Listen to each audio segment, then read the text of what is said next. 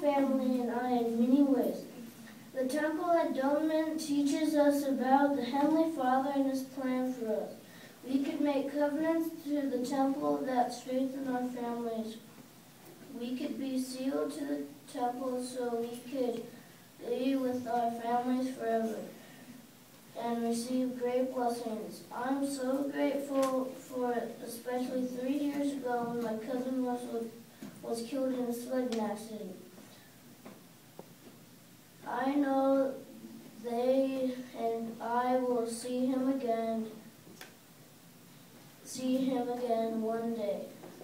These are some of the pictures of my 3 cousins who were adopted into our extended family because they also were sealed into the temple and were forever to be a part of our family.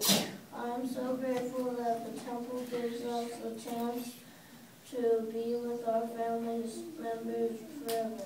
The temple allows us to serve others. We can put names in the temple prayer roll when someone is sick or suffering. The temple helps us to step away from our busy lives and concentrate on the eternal things. I'm so grateful for the temple today. I look forward to going there someday. And I say this in the name of Jesus Christ. Amen. Amen.